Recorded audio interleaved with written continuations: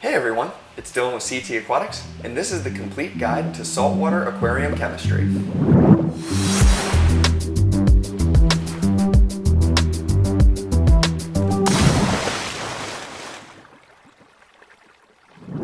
In today's video, I'm going to take you through all of the key elements and parameters that you should pay attention to in your own saltwater aquarium. This video is a compilation of all of our videos focused on important aquarium elements, put together in a manner to hopefully help you understand which elements are most important, how to measure each of the elements in your own tank, and how to manage the levels of each of them. Hope you enjoy the video. So why is salt so important? Well, salt is important for many reasons, especially considering we're talking about saltwater aquariums. For starters, salt is the backbone mineral in the water. It is the main component other than the water itself. It is the most abundant mineral within the water that all of our inhabitants are living within. The amount of salt in the water is also crucial. Certain plants and animals can handle different levels of salt, but at the end of the day, almost all of them can handle the same range of 32 to 35 parts per thousand, or 1.024 to 1.026 specific gravity. Personally, I like to use parts per thousand when measuring the salinity in my fish tank, but specific gravity is another very common method used to measure salinity, so I'm going to use both measurements in this video. When measuring salinity, it's important to have an accurate test tool. Personally, my two favorite tools are a digital reader or a refractometer. An example of each tool would be this digital salinity tester from Hanna Instruments. You simply remove the cap, turn it on, put it right into the salt water, and it gives you a digital readout on the screen. And this is an example of a refractometer. You put a few drops of water on the end here, close the flap, and then you would look through it. Having an accurate testing device is critical when mixing salt water and testing the tank for doing water changes. You want to make sure that your salinity stays in a very consistent range as to not shock the animals in the system. Corals and invertebrates are especially sensitive to salinity changes. Whereas fish can handle a much wider range of salinity, it's still important to not have too big of a swing, as this can stress them out and cause shock. Choosing a brand of salt is not so important as it is sticking with the same brand over time. Most brands have a different method for manufacturing the salt and will therefore have different levels of trace elements and minerals. Being consistent with your salt and doing water changes on a regular basis will help to keep your tank that much more consistent. Switching between brands of salt can be detrimental, as certain brands have much higher levels of certain elements than others. Having big swings in these elements can cause a very bad effect on the tank. We're going to go into more detail on the other elements in a future video. As for now, it's just important to know that sticking with the same type of salt is very important over time. Personally, I like Nios Pure Salt, as it's a pharmaceutical grade salt that comes with all of the levels roughly where I like to keep my tanks. I've also used other brands such as Tropic Marin, Red Sea, Fritz, Instant Ocean, and others. And regardless of which brand you choose, you can end up with the same great results from any of them, so long as you stay consistent with your tank.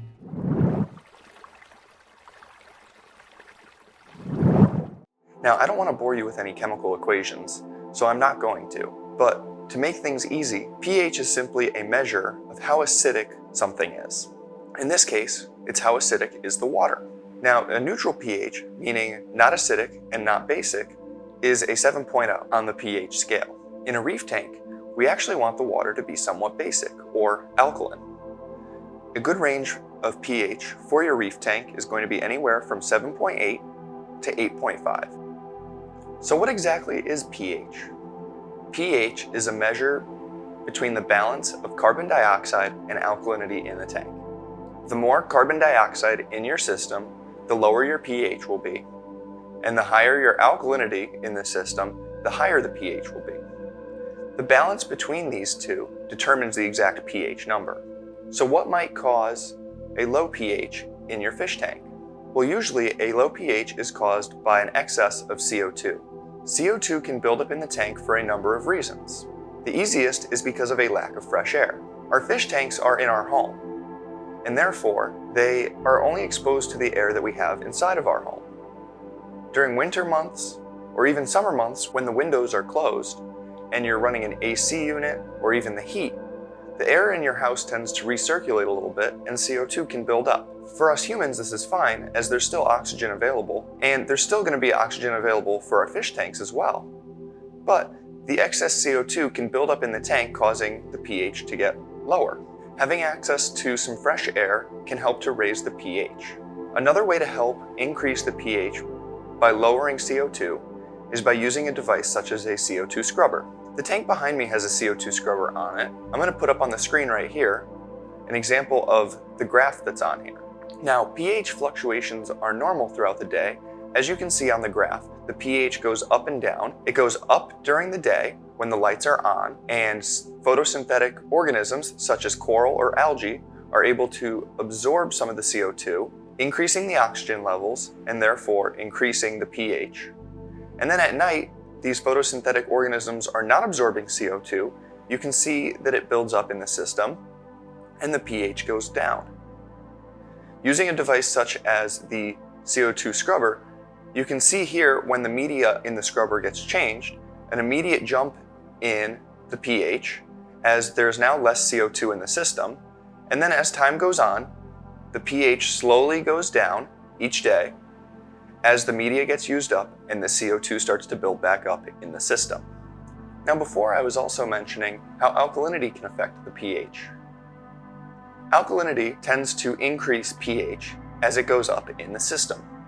On the pH scale, once you go above a 7, it is typically called basic or alkaline, so it makes sense that alkalinity would increase the pH. Alkalinity is a super important element that we will focus more on in another video, but as for now, just know that standard seawater has anywhere from 125 parts per million to 180 parts per million alkalinity at any point.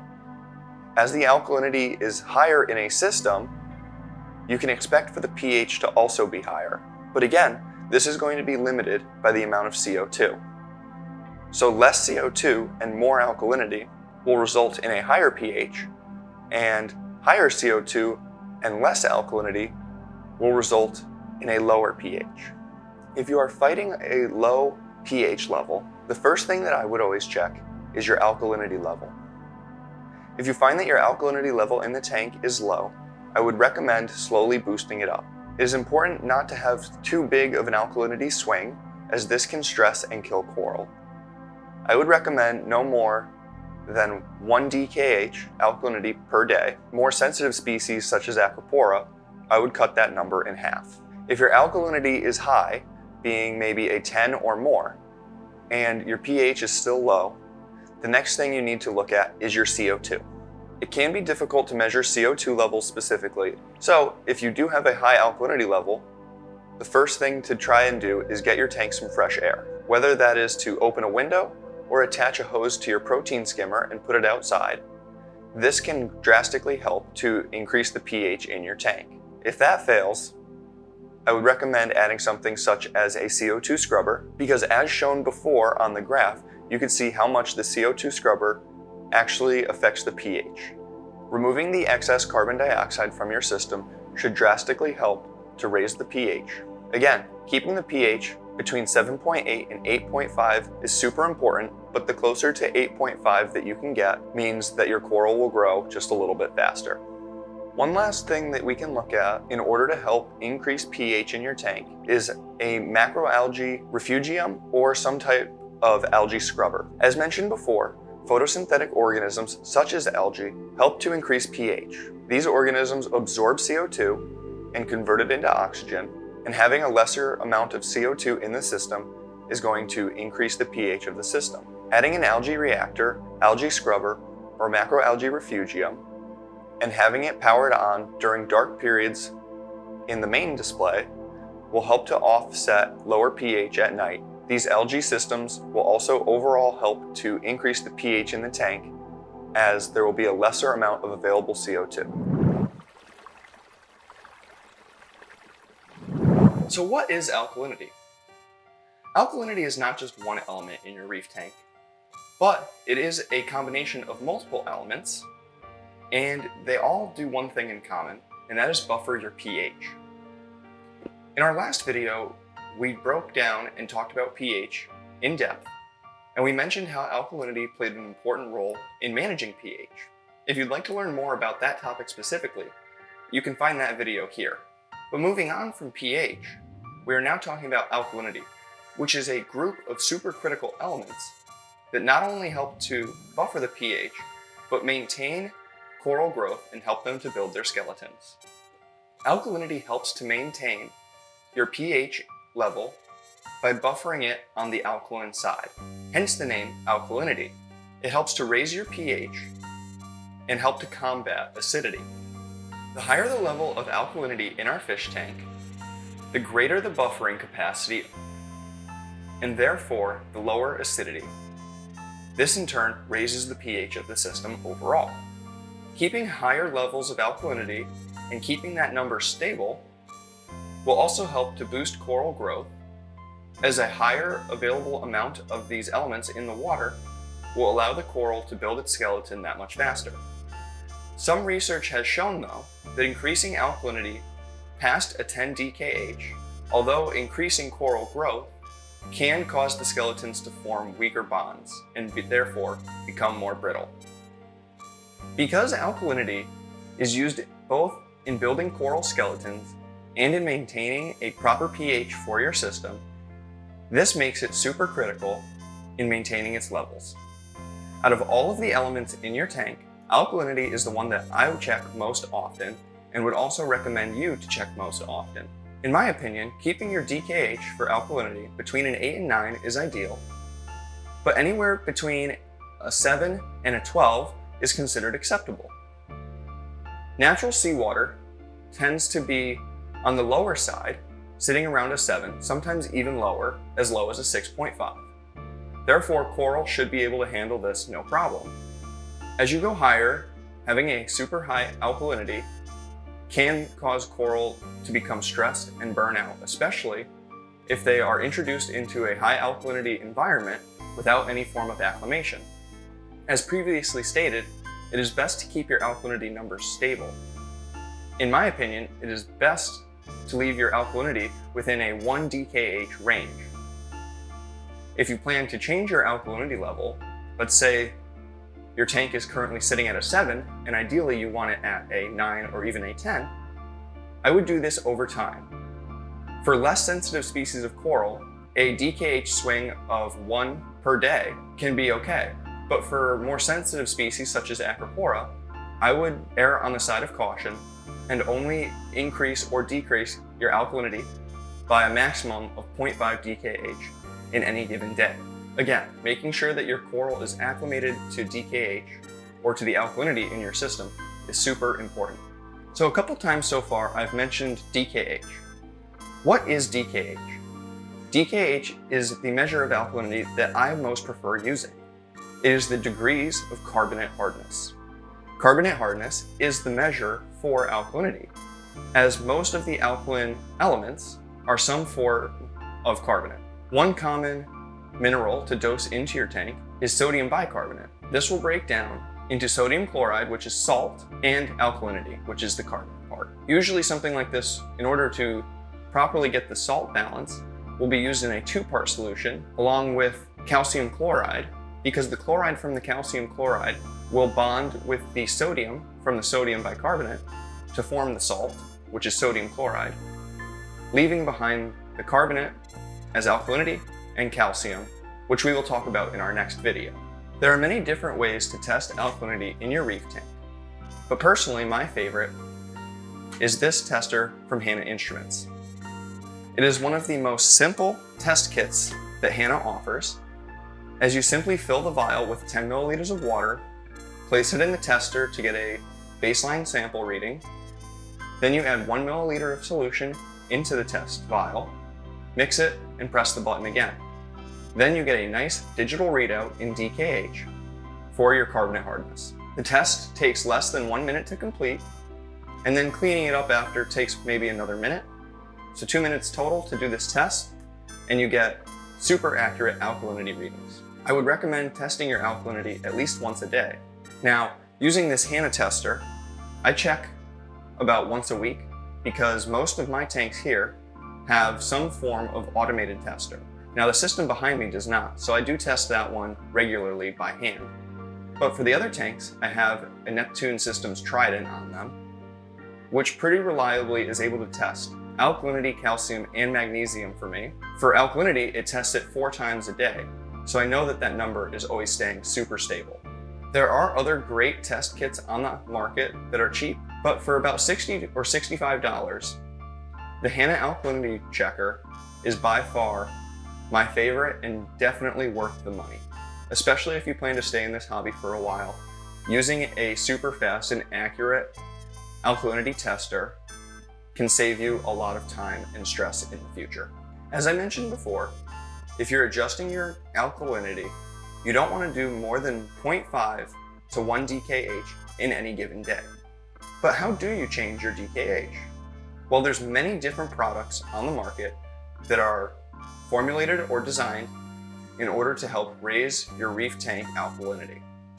As previously mentioned in the video, sodium bicarbonate is a very common solution, commonly used in 2-part dosing. Another great option for dosing alkalinity is something like kalkwasser.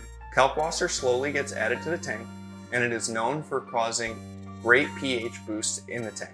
As mentioned in a previous video, having a higher pH can definitely help to increase coral growth. Kalkwasser is specifically calcium hydroxide, which when it breaks down will 1, increase your pH, and 2, not just give you alkalinity in the tank, but it will also break down and supply your coral with calcium, which again we'll talk about in a future video. Another great example of something that you can dose into your tank is something like Tropic Marin's Alpha Reef.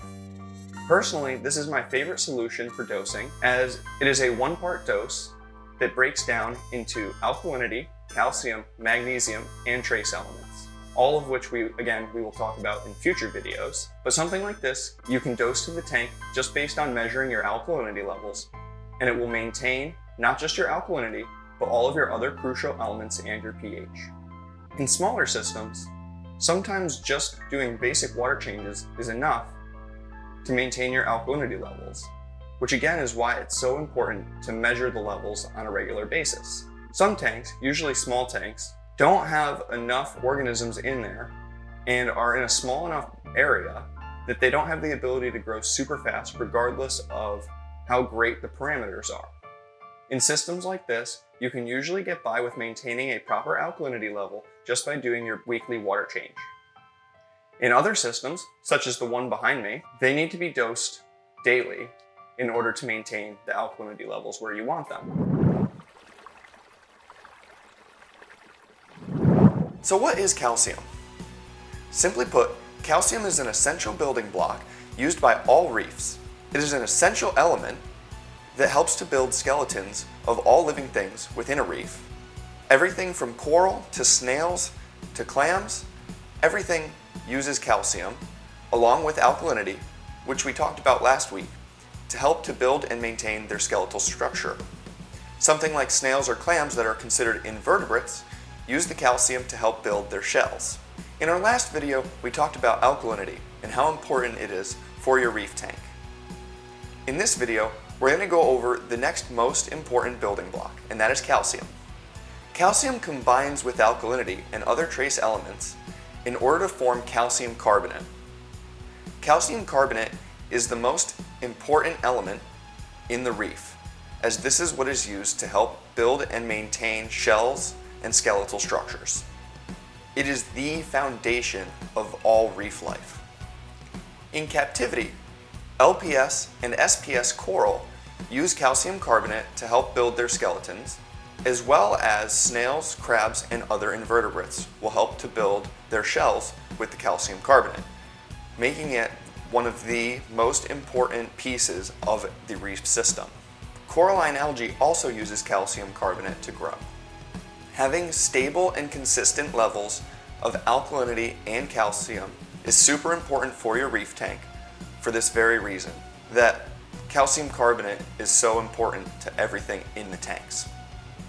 That is why maintaining these levels is so important. So what is an ideal range for calcium and how do we measure it?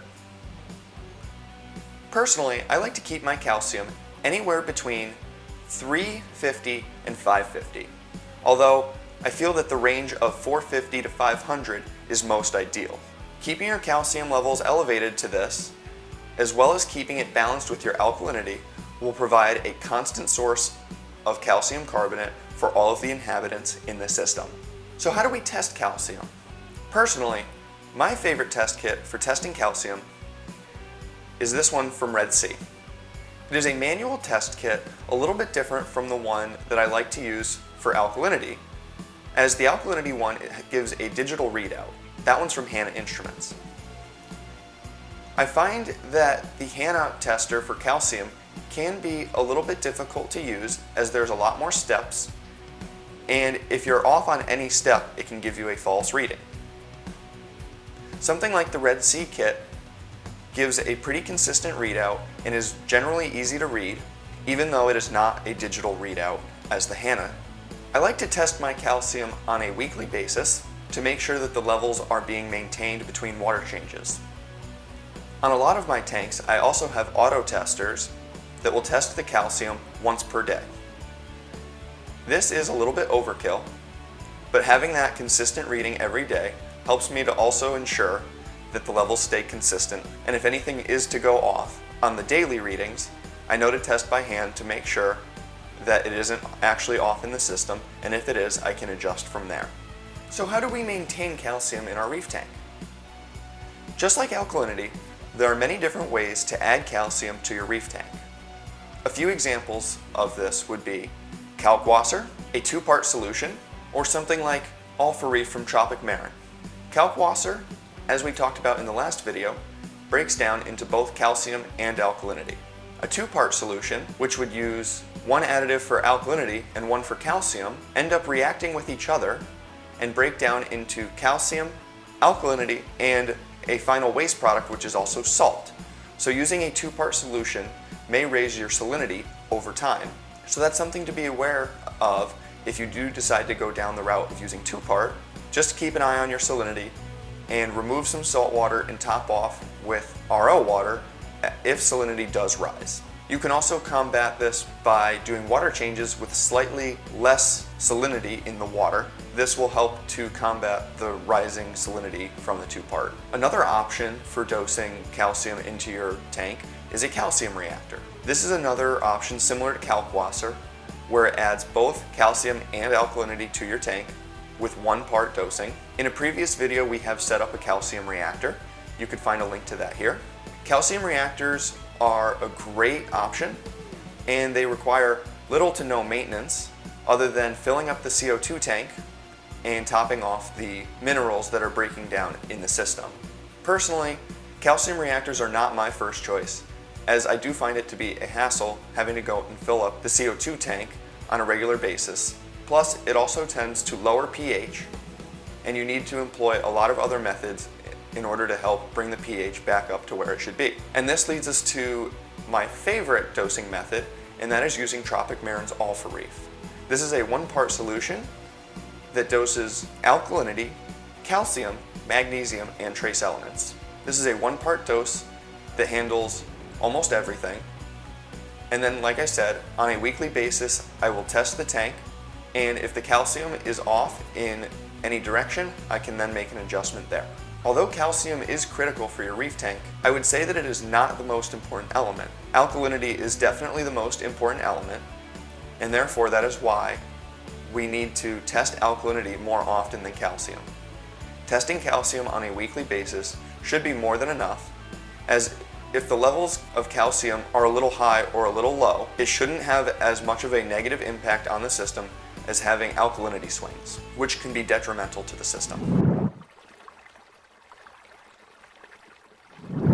So why is magnesium so important?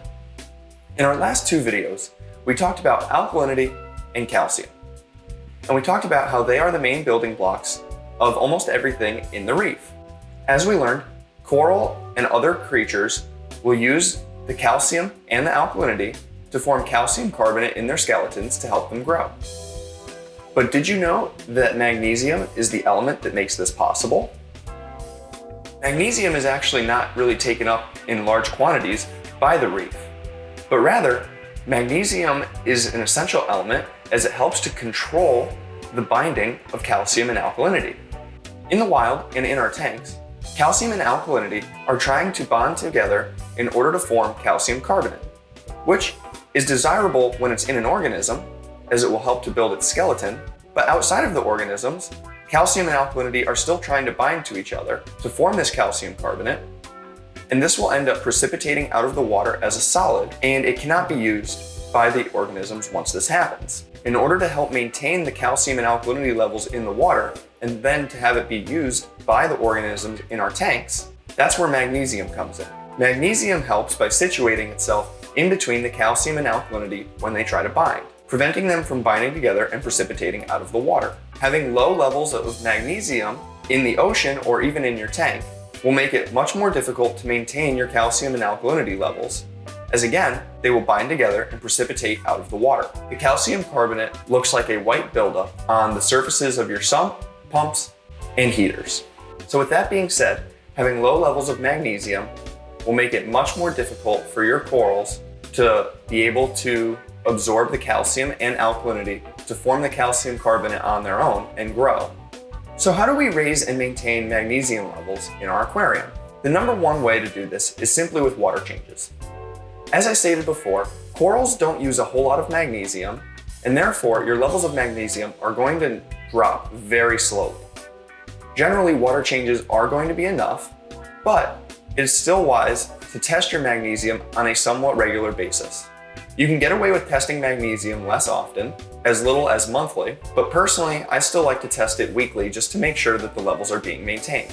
In order to raise magnesium, there are many different additives. Common options would be magnesium chloride and magnesium sulfate. As talked about in the previous videos as well, a great option is a 1-part such as Tropic Marin's Alpha Reef, as this contains alkalinity, calcium, magnesium, and trace elements. So what is the recommended range for magnesium? Personally, I like to keep my magnesium above 1400 parts per million, but anywhere between 1250 and 1500 parts per million is considered acceptable. Typically, I like to keep my magnesium on the higher side because, as stated before, the higher the magnesium, the less likely it is to experience precipitation in your tank. You want to avoid precipitation as much as possible because any precipitation is essentially wasted additives in the system. If you add calcium and alkalinity and they bind together and precipitate, the corals never got to take advantage of them. That's where magnesium becomes so important. In the long run, it will help you save some money on additives. So how do we test magnesium? I like the manual checker from Saltwater. Another good option is also the one from Red Sea. I like the manual options better than the digital options as they tend to give a more accurate readout. As stated in the previous alkalinity and calcium videos, the alkalinity checker from Hanna is a really good digital reader, but as far as calcium and magnesium goes, I prefer to use the hand checkers as it's a little easier to tell and the tests on the digital checkers are not so easy. In our previous videos, we talked about alkalinity, calcium, and magnesium and how they are the backbone for the coral skeleton structure, and how calcium and alkalinity form together to make calcium carbonate within the animals in our tanks, and magnesium being the limiting factor, making sure that it doesn't bond in the water, but only once it is inside the organism. Nitrates, on the other hand, along with phosphates, are also important as the coral will use these to help build its zooxanthellae algae within side of it. The zooxanthellae algae is what gives coral its beautiful color. Previously in this series, we talked about the nitrogen cycle and how any food that you add into your tank breaks down into ammonia, which then further gets processed into nitrite and finally into nitrate. We learned how you can do water changes to help remove some of this nitrate. But what exactly does nitrate do to our systems, and how is it beneficial or detrimental? So compared to ammonia or nitrite, Nitrate is not nearly as toxic to the inhabitants in our fish tank. Any amount of ammonia or nitrite can cause some serious issues to the inhabitants in our tank, where nitrate can usually be tolerated in amounts up to 30 parts per million. If your nitrate levels do happen to go beyond 30 parts per million, not only will you start to experience a lot of nuisance algae growth, but the inhabitants of your tank will also start to become stressed out, as at this point, it does start to become toxic to them. Not just the fish, but coral and invertebrates as well. Personally, I like to leave my nitrates between 5 and 10 parts per million, as I find that this number is somewhat easy to maintain with regular water changes. Having high levels of nitrate in your system can be both good and bad. Nitrate is a food source for most plant material, and what this means is that it's going to help plants grow. In the reef tank, this is both good and bad. It is good because coral actually have algae within them. We're going to talk about this more in a later video, but coral form a symbiotic relationship. They have the polyps, which are the animal, and then they also have an algae in them called zooxanthellae. This is a photosynthetic organism, and because it is an algae, it does use nitrate to help it grow, making it essential for coral life. Now, nitrates is not the only way to get nitrogen, so even if your nitrate is 0, doesn't necessarily mean that your coral is going to die or stop growing, although this is usually the number one source, and therefore it is important to try and keep that level above 0. But on the other end, having too high nitrates can cause algae, which is also a plant, to blow up in your system. Having high nitrate levels tends to go hand in hand with having a lot of algae in the system. But there is one other limiting factor that we will talk about later on in this series. I like to keep my nitrates between 5 and 10 parts per million. The reason for this is it keeps the nitrates low enough that algae doesn't tend to blow up too much, but it also keeps enough nitrates in the system for the coral to color up. That being said, I have seen many people have successful reef tanks with nitrates as high as 30 parts per million, and they are not necessarily battling algae. It all depends on your tank. Beyond your basic water changes, if your nitrate levels do get high, there are many other techniques that you can employ to help you lower the nitrates in your system. The first and best option, in my opinion, is to reduce feeding. Typically, nitrates get high because of a lot of food in the tank. As we talked about previously, nitrate is the product of the nitrogen cycle. Therefore, nitrates almost always starts off as food going into the tank. By reducing feeding and increasing water changes, you should be able to tackle the problem relatively quickly. Beyond this, having a properly installed and tuned protein skimmer can also help to reduce nitrates in the tank. Another great natural solution to helping reduce nitrates in a tank is adding some sort of macroalgae or adding a turf scrubber. Both of these options, being plant matter in the tank with lots of light added, will help to fuel the growth of these algae rather than the algae in your tank by reducing the nitrates, as they will absorb it through the photosynthetic process. There are also some synthetic products, chemicals, and absorbents that can be added to the tank to help reduce nitrates. Something like ChemiPure or Purigen are examples of chemical options or absorbents that can be added to the tank to help reduce nitrates. And what if the nitrates happen to be too low, or you want to elevate them? Well, we would just do the opposite. One, you can reduce water changes, increase feeding, or there are products, such as from Nios or Brightwell, where you can dose nitrates directly to the tank so that your coral can absorb it for increased coloration. So how do we measure nitrate in the system? There are many great test kits out there for measuring nitrate. Some simple ones that I have used in the past are something like API, which, although not the most accurate, can give you a good general range for nitrate. These test kits I recommend more for beginners, as they are good when setting up the tank to help you see ammonia, nitrite, and nitrate in the system, and to give you a ballpark range of where each is at. As your tank becomes more established and you start to add coral, I would definitely recommend getting something more accurate, such as something from Saltwater, or my favorite test kit is this digital one from Hanna. The digital reader from Hanna that I like is the High Range Nitrate Test Kit. And I like this one because it's very simple to use. All you have to do is take a sample of water from your tank and mix in a packet of reagent. The worst part about this test is that it takes about 10 minutes to do, as you have to wait 7 minutes after mixing before the results can be read by the reader. But as long as you're patient, this test is super easy to do and usually gives you super accurate results. I have a video about this tester that you can check out here. As mentioned, having high levels of nitrate in your system can cause lots of different types of algae to start growing or fuel current algae growth. So what is phosphate and what is its role in our reef tank? Similarly to nitrate, phosphate tends to be a waste product from the food that we add into our tank. The number one way that phosphate gets added into our systems is through feeding. Phosphate doesn't have to go through any processes like nitrate does to end up in our system, where when we add food into our tank, it breaks down into ammonia, which then gets processed by the bacteria in our tank to turn into nitrite and then further into nitrate. This process does not happen with phosphate, as it is naturally present in most of the foods that we put into the tank. Therefore, whether the food gets eaten or not, the phosphate will become present relatively quickly once it starts to break down. Other than this one difference from nitrate, it does act very similarly in our tanks as nitrate does, as having too much phosphates can fuel algae growth, but having not enough phosphates in the system can be detrimental to coral and their coloration. So what is an ideal range of phosphate in our tank? In my opinion, anything above 0 parts per million and less than 0.1 parts per million is going to be the best range to keep for your fish tank. Although I personally like to keep mine between 0.03 parts per million and 0.05 parts per million.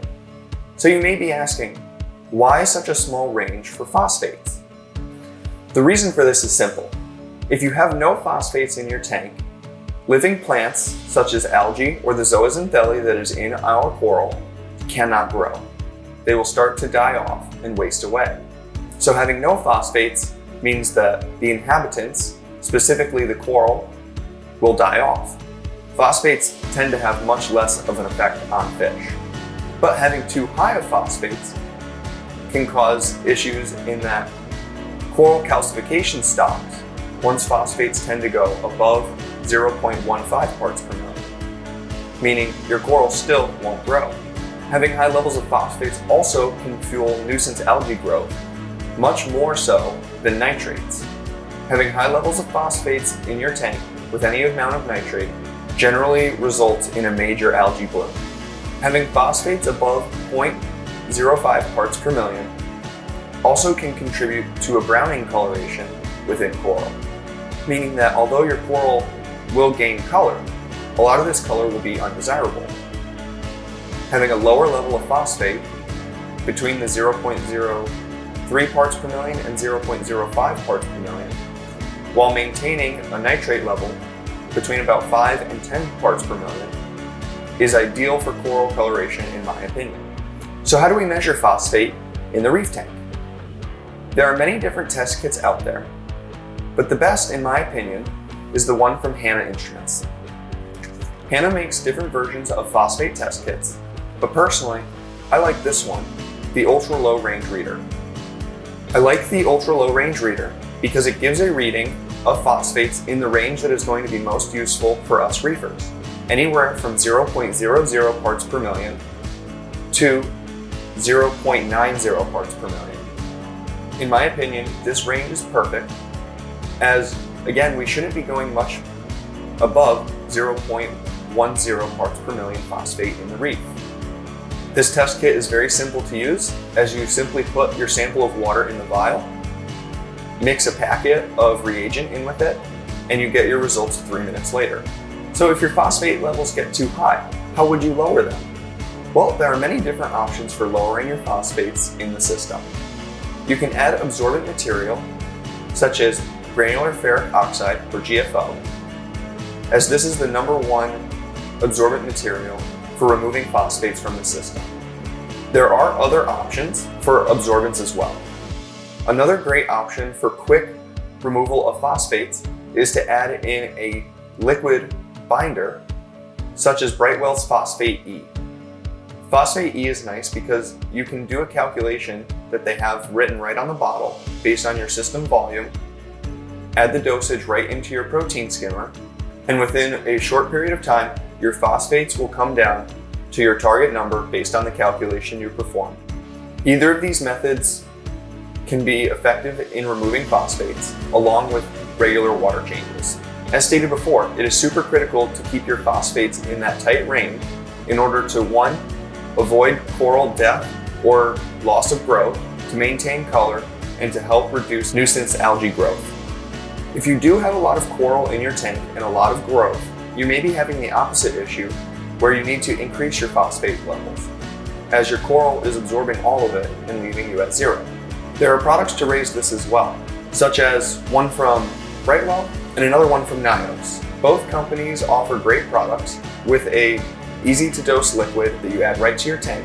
Again, there's a calculation on the bottle to determine how much you'll need to add to get your phosphate levels where you want them. So there you go. Today, we've gone through all of the key elements that you should be focusing on in your saltwater fish tanks. Hope you enjoyed what you saw, and remember, please like, subscribe, and ring the bell for notifications to join us on our journey through the sea. Or drop a comment below and let us know what you thought of the video. Thanks for watching.